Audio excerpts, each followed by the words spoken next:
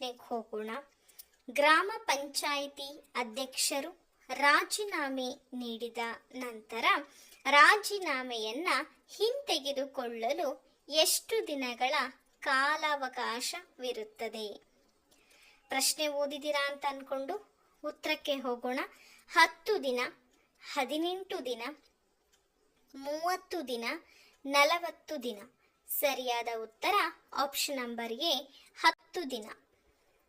ಮುಂದಿನ ಪ್ರಶ್ನೆಗೆ ಹೋಗೋಣ. ಗ್ರಾಮ ಪಂಚಾಯಿತಿ ಸಭೆಯ ನಿರ್ಣಯದ ಪ್ರತಿಯನ್ನ ಕಾರ್ಯದರ್ಶಿಯು ಎಷ್ಟು ದಿನಗಳೊಳಗೆ ಕಾರ್ಯನಿರ್ವಾಹಕ ಅಧಿಕಾರಿಗೆ ಕಳುಹಿಸಬೇಕು? 5, 10, 15 ಹಾಗೆ 30. ಸರಿಯಾದಂಥ ಉತ್ತರ ಆಪ್ಷನ್ ನಂಬರ್ 2, 10. 10 ದಿನದೊಳಗಾಗಿ ಕಾರ್ಯನಿರ್ವಾಹಕ ಅಧಿಕಾರಿಗಳಿಗೆ ಕಳುಹಿಸಬೇಕಾಗತ್ತೆ. 27ನೇ ಪ್ರಶ್ನೆಗೆ ಹೋಗೋಣ. ಗ್ರಾಮ ಪಂಚಾಯಿತಿ ಅಧ್ಯಕ್ಷರು ಲಭ್ಯವಿಲ್ಲದಿದ್ದ ಸಂದರ್ಭದಲ್ಲಿ ಉಪಾಧ್ಯಕ್ಷರು ಯಾರಿಗೆ ರಾಜೀನಾಮೆ ಸಲ್ಲಿಸುತ್ತಾರೆ? ಕಾರ್ಯದರ್ಶಿ, tahsildar, assistant commissioner, deputy commissioner. ಸರಿಯಾದ ಉತ್ತರ ಅಸಿಸ್ಟೆಂಟ್ ಕಮಿಷನರ್. ಗ್ರಾಮ ಪಂಚಾಯತ್ ಅಧ್ಯಕ್ಷರು ಇಲ್ಲದೇ ಇದ್ದಂಥ ಸಂದರ್ಭದಲ್ಲಿ ಉಪಾಧ್ಯಕ್ಷರು ಅಸಿಸ್ಟೆಂಟ್ ಕಮಿಷನರ್ಗೆ ರಾಜೀನಾಮೆಯನ್ನ ಸಲ್ಲಿಸ್ತಾರೆ. 28ನೇ ಪ್ರಶ್ನೆಗೆ ಹೋಗೋಣ. ಮತದಾರರ ಪಟ್ಟಿಯ ಬಗ್ಗೆ ವಿವರಣೆ ಕೊಡುವಂತಹ ಪ್ರಕರಣ ಯಾವುದು? 10, 11, 12, 13. ಸರಿಯಾದ ಉತ್ತರ ಆಪ್ಷನ್ ನಂಬರ್ ಎ, 10. 29ನೇ ಪ್ರಶ್ನೆಗೆ ಹೋಗೋಣ ಈಗ. 29ನೇ ಪ್ರಶ್ನೆ ಈಗ ಶುರುವಾಗತ್ತೆ.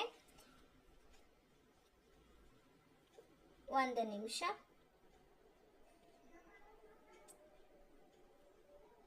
ಭ್ರಷ್ಟಾಚಾರದ ಬಗ್ಗೆ ತಿಳಿಸುವಂತಹ ಪ್ರಕರಣ ಯಾವುದು? 23, 25, 22, 26. ಸರಿಯಾದ ಉತ್ತರ ಆಪ್ಷನ್ ನಂಬರ್ ಸಿ, 22. ಭ್ರಷ್ಟಾಚಾರದ ಬಗ್ಗೆ ನಮಗೆ ತಿಳಿಸ್ಕೊಡುವಂತಹ ಒಂದು ಪ್ರಕರಣ. 30ನೇ ಪ್ರಶ್ನೆಗೆ ಹೋಗುವಂತ ಸಂದರ್ಭ ಬಂದಿದೆ. ಮತದಾನದ ರಹಸ್ಯ ಕಾಪಾಡಲು ವಿಫಲರಾದರೆ ವಿಧಿಸಬಹುದಾದಂಥ ಶಿಕ್ಷೆ ಯಾವುದು? 3 ತಿಂಗಳು ಕಾರಾಗೃಹವಾಸ ಅಥವಾ ಜುಲ್ಮಾನೆ ಅಥವಾ ಇವೆರಡು. 1 ವರ್ಷ ಕಾರಾಗೃಹವಾಸ, 5 ವರ್ಷ ಕಾರಾಗೃಹವಾಸ, 2 ವರ್ಷ ಕಾರಾಗೃಹವಾಸ. ಸರಿಯಾದ ಉತ್ತರ ಆಪ್ಷನ್ ನಂಬರ್ 1, 3 ತಿಂಗಳು ಕಾರಾಗೃಹ ಅಥವಾ ಜುಲ್ಮಾನೆ ಅಥವಾ ಇವೆರಡನ್ನು ಕೂಡ ವಿಧಿಸಬಹುದು. ಮತದಾನದಲ್ಲಿ ರಹಸ್ಯವನ್ನ ಕಾಪಾಡದೇ ಇದ್ದಂತಹ ಸಂದರ್ಭದಲ್ಲಿ ಈ ಸಮಸ್ಯೆಗೆ ಅಧಿಕಾರಿಗಳು ಈಡಾಗ್ತಾರೆ. 31ನೇ ಪ್ರಶ್ನೆಗೆ ಹೋಗೋಣ. 31ನೇ ಪ್ರಶ್ನೆ ಹೀಗಿದೆ. ಏನಿದೆ 31ನೇ ಪ್ರಶ್ನೆ? 73ನೇ ಸಂವಿಧಾನದ ತಿದ್ದುಪಡಿ ಜಾರಿಗೆ ಬಂದಂತಹ ವರ್ಷ ಏಪ್ರಿಲ್ 25, 1995, ಏಪ್ರಿಲ್ 24, 1993, ಜನವರಿ 1, 2000, ಮೇ 1, 1993. ಸರಿಯಾದ ಉತ್ತರ ಆಪ್ಷನ್ ನಂಬರ್ 2, ಏಪ್ರಿಲ್ 24, 1993. 73ನೇ ಸಂವಿಧಾನ ತಿದ್ದುಪಡಿ ಜಾರಿಗೆ ಬಂದಂತ ವರ್ಷ. 32ನೇ ಪ್ರಶ್ನೆಗೆ ಹೋಗುವಂತ ಸಮಯ ಬಂದಿದೆ. 32ನೇ ಪ್ರಶ್ನೆ ಏನಿದೆ ಅಂತ ನೋಡೋಣ. ಪಂಚಾಯತ್ ರಾಜ್ ವ್ಯವಸ್ಥೆ ಅಸ್ತಿತ್ವದಲ್ಲಿರ್ತಕ್ಕಂತಹ ಕೇಂದ್ರಾಡಳಿತ ಪ್ರದೇಶ ಯಾವುದು? ದೆಹಲಿ, ಪಾಂಡಿಚೇರಿ, ಲಕ್ಷದ್ವೀಪ, ಚಂಡೀಗಢ. ಸರಿಯಾದ ಉತ್ತರ ಆಪ್ಷನ್ ನಂಬರ್ ಎ, ದೆಹಲಿ. ಹಾಗೆ 33ನೇ ಪ್ರಶ್ನೆಗೆ ಹೋಗೋಣ. ಭಾರತ ಸಂವಿಧಾನದ ಯಾವ ವಿಧಿಯಲ್ಲಿ ಪಂಚಾಯತ್ ಸ್ಥಾಪನೆಗೆ ಅವಕಾಶವನ್ನ ಕಲ್ಪಿಸಲಾಗಿದೆ? ಪ್ರಶ್ನೆ ಮತ್ತೊಂದ್ಸಲ ಓದ್ಕೊಳ್ಳಿ. 50, 60, 40, 30. ಸರಿಯಾದ ಉತ್ತರ ಆಪ್ಷನ್ ನಂಬರ್ ಸಿ, 40. ಮುಂದಿನ ಒಂದು ಪ್ರಶ್ನೆಗೆ ಹೋಗುವಂತ ಸಮಯ ಬಂದಿದೆ. 34ನೇ ಪ್ರಶ್ನೆಗೆ. ಗ್ರಾಮ ಪಂಚಾಯಿತಿ ಪ್ರಕಾರ್ಯಗಳ ಬಗ್ಗೆ ವಿವರಿಸತಕ್ಕಂತಹ ಪ್ರಕರಣ ಯಾವುದು? 56, 60, 70, 58. ಸರಿಯಾದ ಉತ್ತರ ಆಪ್ಷನ್ ನಂಬರ್ ಡಿ 58. ಗ್ರಾಮ ಪಂಚಾಯಿತಿ ಚುನಾವಣೆಗಳು ಈ ಕೆಳಕಂಡಂತೆ ನಡೆಯುತ್ತವೆ. ಪಕ್ಷಾತೀತವಾಗಿ ಪಕ್ಷಗಳ ಚಿಹ್ನೆಯ ಆಧಾರದ ಮೇಲೆ ನಾಮನಿರ್ದೇಶನದ ಮೂಲಕ ಮೇಲಿನ ಎಲ್ಲವೂ. ಗ್ರಾಮ ಪಂಚಾಯಿತಿ ಚುನಾವಣೆಗಳು ಈ ಕೆಳಕಂಡಂತೆ ನಡೆಯುತ್ತೆ. ಪಕ್ಷಾತೀತವಾಗಿ ನಡಿಬೇಕು, ಪಕ್ಷಗಳ ಚಿಹ್ನೆಯ ಆಧಾರದ ಮೇಲೆ ನಡಿಬೇಕು, ನಾಮನಿರ್ದೇಶನದ ಮೂಲಕ ನಡಿಬೇಕು. ಹಾಗಾಗಿ ಆಪ್ಷನ್ ನಂಬರ್ ಡಿ ಮೇಲಿನ ಎಲ್ಲವೂ ಕೂಡ ಸರಿಯಾಗಿದೆ. ಈಗ 36ನೇ ಪ್ರಶ್ನೆಗೆ ಹೋಗೋಣ. ಗ್ರಾಮ ಪಂಚಾಯಿತಿಗೆ ಆಡಳಿತ ಅಧಿಕಾರಿಯನ್ನ ಎಷ್ಟು ತಿಂಗಳ ಅವಧಿಗೆ ನೇಮಕ ಮಾಡಲಾಗುತ್ತದೆ? 6 ತಿಂಗಳು, 3 ತಿಂಗಳು, 2 ತಿಂಗಳು, 1 ವರ್ಷ. ಗ್ರಾಮ ಪಂಚಾಯಿತಿಗೆ ಆಡಳಿತ ಅಧಿಕಾರಿಯನ್ನ 6 ತಿಂಗಳ ಅವಧಿಗೆ ನೇಮಕವನ್ನ ಮಾಡಲಾಗುತ್ತೆ. ಇವತ್ತು ನಾವು ಗ್ರಾಮ ಪಂಚಾಯಿತಿಗೆ ಸಂಬಂಧಪಟ್ಟಂತೆ ಕ್ವಶನ್ ಅಂಡ್ ಆನ್ಸರ್ಸ್ಗಳನ್ನ ಡಿಸ್ಕಷನ್ ಮಾಡ್ತಾ ಇರುವಂಥದ್ದು. ಸೊ ಇದರ ಪಾರ್ಟ್ 2 ನಾಳೆ ನಿಮಗೆ ವಿಡಿಯೋ ದೊರೆಯುತ್ತೆ. ನಿಮ್ಮ ಕಮೆಂಟ್ಸ್ಗಳ ಮೂಲಕ ತಿಳಿಸಿದಾಗ ಮಾತ್ರ ನಾನು ನಾಳೆ ಇದಕ್ಕೆ ಸಂಬಂಧಪಟ್ಟಂತೆ ಪಾರ್ಟ್ 2 ಅನ್ನ ಮಾಡ್ತೀನಿ. ಇಲ್ಲ ನಮಗಿದು ಬೇಡ ಅಂತಂದ್ರೂ ಕೂಡ ಕಮೆಂಟಲ್ಲಿ ನೀವು ತಿಳಿಸ್ಬೋದು. ಗ್ರಾಮ ಪಂಚಾಯತ್ ಸದಸ್ಯರ ಅನರ್ಹತೆಯ ಬಗ್ಗೆ ವಿವರಿಸುವಂತಹ ಪ್ರಕರಣ ಯಾವುದು?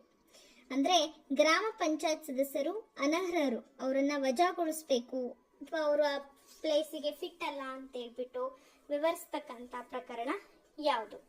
15, 17, 20, 12. ಸರಿಯಾದ ಉತ್ತರ 12. 38ನೇ ಪ್ರಶ್ನೆಗೆ ಹೋಗೋಣ. ಚುನಾವಣಾ ತಕರಾರು ಅರ್ಜಿಯನ್ನ ಎಷ್ಟು ದಿನದೊಳಗೆ ಮುಕ್ತಾಯಗೊಳಿಸಲು ಪ್ರಯತ್ನಿಸಬೇಕು? 1 ವರ್ಷ, 2 ವರ್ಷ, 6 ತಿಂಗಳು, 3 ತಿಂಗಳು. ನೋಡಿ, 3 ತಿಂಗಳು. ಸರಿಯಾದಂತ ಉತ್ತರ ಯಾವುದಾಗುತ್ತೆ? ಎಸ್, ನೀವೆಲ್ಲ ಅನ್ಕೊಂಡಿದ್ದೀರಾ ಅನ್ಕೊಳ್ತೀನಿ. ಆಪ್ಷನ್ ನಂಬರ್ ಸಿ 6 ತಿಂಗಳು ಬೇಕಾಗುತ್ತೆ. ಮುಂದಿನ ಪ್ರಶ್ನೆಗೆ ಹೋಗೋಣ. 39ನೇ ಪ್ರಶ್ನೆಗೆ ಹೋಗ್ತಾ ಇದ್ದೀವಿ. ಗ್ರಾಮ ಪಂಚಾಯತ್ ಅಧ್ಯಕ್ಷ ಮತ್ತು ಉಪಾಧ್ಯಕ್ಷರ ಚುನಾವಣೆಗೆ ಸಂಬಂಧಪಟ್ಟಂತೆ ಕರೆಯಲಾದಂತಹ ಸಭೆಯಲ್ಲಿ ಕೋರಂ ಅವಶ್ಯಕತೆಗೆ ಇರುತ್ತದೆ, ಕೋರಂ ಬೇಕಿರುವುದಿಲ್ಲ, ಕೋರಂ ಬರೋವರೆಗೂ ಕೂಡ ಕಾಯಬೇಕಾಗತ್ತೆ. ಸೊ ಈ 3 ಆಪ್ಷನ್ಸ್ಗಳ ಪೈಕಿ ಸರಿಯಾದ ಉತ್ತರ ಯಾವುದಾಗುತ್ತೆ? ಆಪ್ಷನ್ ನಂಬರ್ ಬಿ, ಕೋರಂ ಬೇಕಾಗಿರುವುದಿಲ್ಲ. 40ನೇ ಪ್ರಶ್ನೆಗೆ ಹೋಗುವಂತ ಸಮಯ ಬಂದಿದೆ. ಗ್ರಾಮ ಪಂಚಾಯಿತಿಗಳಿಗೆ ಸಂಸ್ಥೆಗಳು ಮತ್ತು ಕಾಮಗಾರಿಗಳನ್ನ ವರ್ಗಾವಣೆ ಮಾಡುವಂತವರು ಯಾರು? ಸರ್ಕಾರ, ಮುಖ್ಯಮಂತ್ರಿಗಳು, ಡೆಪ್ಯೂಟಿ ಕಮಿಷನರ್, ಕಾರ್ಯನಿರ್ವಾಹಕ ಅಧಿಕಾರಿ. ಗ್ರಾಮ ಪಂಚಾಯಿತಿಗಳಿಗೆ ಸಂಸ್ಥೆಗಳು ಮತ್ತು ಕಾಮಗಾರಿಗಳನ್ನ ವರ್ಗಾಯಿಸುವವರು ಯಾರು? Option number C, deputy commissioner. 41ನೇ ಪ್ರಶ್ನೆಗೆ ಹೋಗ್ತಾ ಇದ್ದೀವಿ. ಗ್ರಾಮ ಪಂಚಾಯತ್ ಕಾರ್ಯದರ್ಶಿಯ ವೇತನ ಮತ್ತು ಭತ್ಯೆಗಳನ್ನ ಯಾವ ನಿಧಿಯಿಂದ ಭರಿಸುತ್ತಾರೆ? ಗ್ರಾಮ ಪಂಚಾಯತ್ ನಿಧಿ, ತಾಲೂಕು ಪಂಚಾಯಿತಿ, ಜಿಲ್ಲಾ ಪಂಚಾಯತ್ ನಿಧಿ, ಕೇಂದ್ರ ಸರ್ಕಾರ. ಗ್ರಾಮ ಪಂಚಾಯಿತಿ ಕಾರ್ಯದರ್ಶಿ ವೇತನ ಭತ್ಯೆಗಳನ್ನ ಸಂಪೂರ್ಣವಾಗಿ ಗ್ರಾಮ ಪಂಚಾಯತ್ ನಿಧಿಯಿಂದ ಭರಿಸಲಾಗುತ್ತೆ. 42ನೇ ಪ್ರಶ್ನೆಗೆ ಹೋಗೋಣ. ಗ್ರಾಮ ಪಂಚಾಯಿತಿಯ ವಾರ್ಷಿಕ ಲೆಕ್ಕಪತ್ರಗಳನ್ನ ಯಾವ ಸಭೆಯಲ್ಲಿ ಅಂಗೀಕರಿಸಲಾಗುತ್ತದೆ? ಗ್ರಾಮ ಪಂಚಾಯಿತಿಯ ವಾರ್ಷಿಕ ಲೆಕ್ಕಪತ್ರಗಳನ್ನ ಯಾವ ಸಭೆಯಲ್ಲಿ ಅಂಗೀಕರಿಸಲಾಗುತ್ತದೆ? ವರ್ಷದ ಮೊದಲ ಸಾಮಾನ್ಯ ಸಭೆಯಲ್ಲಿ, ವರ್ಷದ ಕೊನೆಯ ಸಾಮಾನ್ಯ ಸಭೆಯಲ್ಲಿ, ವರ್ಷದ 3ನೆಯ ಸಾಮಾನ್ಯ ಸಭೆಯಲ್ಲಿ, ವರ್ಷದ 4ನೆಯ ಸಾಮಾನ್ಯ ಸಭೆಯಲ್ಲಿ. ಸರಿಯಾದ ಉತ್ತರ ಆಪ್ಷನ್ ನಂಬರ್ 1, ವರ್ಷದ ಮೊದಲ ಸಾಮಾನ್ಯ ಸಭೆಯಲ್ಲಿ. 43ನೇ ಪ್ರಶ್ನೆಗೆ ಹೋಗೋಣ. ಗ್ರಾಮ ಪಂಚಾಯಿತಿಯು ವಾರ್ಷಿಕ ಲೆಕ್ಕಪತ್ರಗಳನ್ನ ಅಂಗೀಕರಿಸಿದ ನಂತರ ಯಾರಿಗೆ ಕಳಿಸಿಕೊಡುತ್ತಾರೆ? ತಾಲೂಕು ಪಂಚಾಯಿತಿ, ರಾಜ್ಯ ಸರ್ಕಾರ, ಜಿಲ್ಲಾ ಪಂಚಾಯಿತಿ, ಕೇಂದ್ರ ಸರ್ಕಾರ. ಗ್ರಾಮ ಪಂಚಾಯಿತಿ ವಾರ್ಷಿಕ ಲೆಕ್ಕಪತ್ರಗಳನ್ನ ಅಂಗೀಕಾರ ಮಾಡಿದ್ಮೇಲೆ ಜಿಲ್ಲಾ ಪಂಚಾಯಿತಿಗೆ ಕಳಿಸ್ಕೊಡ್ತಾರೆ. 44ನೇ ಪ್ರಶ್ನೆಗೆ ಹೋಗುವಂತ ಸಮಯ ಬಂದಿದೆ. ಗ್ರಾಮ ಪಂಚಾಯಿತಿಯು ಅನುದಾನಗಳನ್ನ ಈ ಕೆಳಗಿನ ಉದ್ದೇಶಗಳಿಗೆ ಖರ್ಚನ್ನ ಮಾಡಬಹುದು. ವಿದ್ಯುತ್ ಚಾರ್ಜ್ ಭರಿಸಲು, ನೀರು ಸರಬರಾಜು ಯೋಜನೆಗಳು, ನೈರ್ಮಲ್ಯ ವ್ಯವಸ್ಥೆ ನಿರ್ವಹಣೆ, ಮೇಲಿನ ಎಲ್ಲವೂ. ಎಸ್, ನೀವು ಕೂಡ ಗೆಸ್ ಮಾಡಿರ್ತೀರಾ. ನಿಮ್ಮ ಉತ್ತರ ಕೂಡ ಸರಿಯಾಗಿದೆ. ಆಪ್ಷನ್ ನಂಬರ್ ಡಿ, ಮೇಲಿನ ಎಲ್ಲವೂ. ಗ್ರಾಮ ಪಂಚಾಯಿತಿಯಲ್ಲಿ ಬರುವಂತ ಎಲ್ಲ ಅನುದಾನಗಳನ್ನ ವಿದ್ಯುತ್ ಚಾರ್ಜ್ ಭರಿಸೋದಾಗಿರ್ಬೋದು, ನೀರಿನ ಸರಬರಾಜು, ಗ್ರಾಮ ನೈರ್ಮಲ್ಯ ವ್ಯವಸ್ಥೆಯನ್ನ ನಿರ್ವಹಣೆ ಮಾಡುವಂತ ಒಂದು ಉದ್ದೇಶಗಳಿಗೆ ಖರ್ಚನ್ನ ಮಾಡಲಾಗುತ್ತೆ. 45ನೇ ಪ್ರಶ್ನೆಗೆ ಹೋಗೋಣ. ಗ್ರಾಮ ಪಂಚಾಯತ್ ಕಾರ್ಯದರ್ಶಿಯ ಪ್ರಯಾಣ ಭತ್ಯೆ ಬಿಲ್ಲಿಗೆ ಮೇಲು ರುಜು ಮಾಡುವಂತವರು ಯಾರು? ಸದಸ್ಯರು, ಅಧ್ಯಕ್ಷ, ಉಪಾಧ್ಯಕ್ಷ, ಬಿಲ್ ಕಲೆಕ್ಟರ್. ಸರಿಯಾದ ಉತ್ತರ ಅಧ್ಯಕ್ಷರು. 46ನೇ ಪ್ರಶ್ನೆಗೆ ಹೋಗೋಣ. ಗ್ರಾಮ ಪಂಚಾಯಿತಿಗೆ ಅಗತ್ಯವಾದ ರಿಜಿಸ್ಟರ್ಗಳನ್ನ ಎಲ್ಲಿಂದ ಪಡೆದುಕೊಳ್ಳಬೇಕು? ಖಾಸಗಿ ವ್ಯಕ್ತಿಗಳಿಂದ, ಸರ್ಕಾರಿ ಮುದ್ರಣಾಲಯದಿಂದ, ಖಾಸಗಿ ಮುದ್ರಣಾಲಯದಿಂದ, ಮೇಲಿನ ಎಲ್ಲವೂ. ಗ್ರಾಮ ಪಂಚಾಯಿತಿಗೆ ಬೇಕಾಗಿರುವಂತಹ ರಿಜಿಸ್ಟರ್ಗಳನ್ನ ಸರ್ಕಾರಿ ಮುದ್ರಣಾಲಯ, ಸರ್ಕಾರ ಏನು ತನ್ನ ವತಿಯಿಂದ ಮುದ್ರಣಾಲಯವನ್ನ ಹೊಂದಿದೆ, ಅಂದ್ರೆ ಮುದ್ರಣ ಅಂದ್ರೆ ಪ್ರಿಂಟ್ ಮಾಡೋದ್ರಲ್ಲಿ ಅದನ್ನ ಪಡ್ಕೊಳ್ಳುತ್ತೆ, ಸರ್ಕಾರದ ವತಿಯಿಂದ ಕೊಡ್ಲಾಗತ್ತೆ.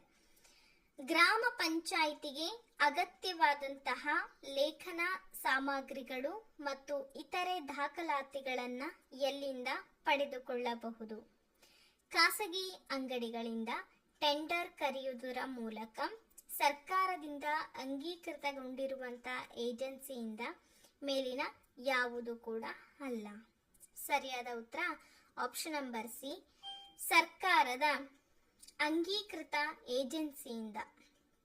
48ನೇ ಪ್ರಶ್ನೆಗೆ ಹೋಗೋಣ. ಗ್ರಾಮ ಪಂಚಾಯಿತಿಯಲ್ಲಿ ಲೆಕ್ಕಪತ್ರಗಳನ್ನ ಇಂಗ್ಲಿಷ್ ಭಾಷೆಯಲ್ಲಿ ನಿರ್ವಹಿಸಲು ಯಾರ ಅನುಮತಿ ಕಡ್ಡಾಯವಾಗಿರುತ್ತದೆ?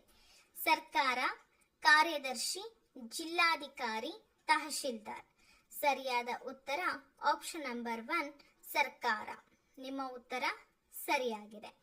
ಮುಂದಿನ ಪ್ರಶ್ನೆಗೆ ಹೋಗುವಂತ ಸಮಯ ಬಂದಿದೆ. ಗ್ರಾಮ ಪಂಚಾಯಿತಿಯು ಯಾವ ಅನುಸೂಚಿಯ ಪ್ರಕಾರ ತೆರಿಗೆಯನ್ನ ವಿಧಿಸಬಹುದು? 1ನೇ ಅನುಸೂಚಿ, 2ನೇ ಅನುಸೂಚಿ, 3ನೇ ಅನುಸೂಚಿ, 4ನೇ ಅನುಸೂಚಿ ಇದೆ. 4ನೇ ಅನುಸೂಚಿಯ ಪ್ರಕಾರ ಗ್ರಾಮ ಪಂಚಾಯಿತಿ ಏನ್ ಮಾಡಬಹುದು? ತೆರಿಗೆಯನ್ನ ವಿಧಿಸಬಹುದು. ಈ ಸೆಷನ್ನ ಕೊನೆಯ ಪ್ರಶ್ನೆ ಅಂತಾನೆ ಹೇಳ್ಬೋದು. 50ನೇ ಪ್ರಶ್ನೆ. ಯಾವ ಪ್ರಕರಣದ ಅನ್ವಯ ಗ್ರಾಮ ಪಂಚಾಯಿತಿಗಳಿಗೆ ವಾರ್ಷಿಕ ಅನುದಾನ ದೊರೆಯುತ್ತದೆ? 206, 106, 76, 306. ಪ್ರಶ್ನೆ ಏನ್ ಬಂದಿದೆ? ಯಾವ ಪ್ರಕರಣದ ಅನ್ವಯ ಗ್ರಾಮ ಪಂಚಾಯಿತಿಗಳಿಗೆ ವಾರ್ಷಿಕ ಅನುದಾನ ದೊರೆಯುತ್ತದೆ? ನಿಮ್ಮ ಉತ್ತರ ನೀವು ಆಲ್ರೆಡಿ ಗೆಸ್ ಮಾಡಿರ್ತೀರಾ. ಆಪ್ಷನ್ ನಂಬರ್ 206, ಅಂದ್ರೆ 1 ಆಪ್ಷನ್ ನಂಬರ್ ಏನಿದೆ ಸರಿಯಾಗಿದೆ. ಹಾಗಾದ್ರೆ ಫ್ರೆಂಡ್ಸ್, ಇವತ್ತು ನಾನು ಮಾಡಿರೋಂಥ ತರಗತಿ ನಿಮ್ಗೆ ಏನಾದರೂ ಒಂದು ಸ್ವಲ್ಪನಾದರೂ ಯೂಸ್ಫುಲ್ ಆಗಿದೆ ಅನ್ನೋದಾದ್ರೆ ಲೈಕ್ ಮಾಡಿ, ಶೇರ್ ಮಾಡೋದು ಮಾತ್ರ ಮರಿಬೇಡಿ. ಜೊತೆಗೆ ಸಬ್ಸ್ಕ್ರೈಬ್ ಮಾಡಿಕೊಂಡು ಪ್ರತಿನಿತ್ಯ ಚಾನಲ್ನ ವಾಚ್ ಮಾಡ್ತಾ ಇರಿ ಅಂತ ಹೇಳ್ತಾ ಇವತ್ತಿನ ಈ ತರಗತಿಯಲ್ಲಿ ಮುಗಿಸ್ತಾ ಇದ್ದೀನಿ. Thank you and take care. Bye bye.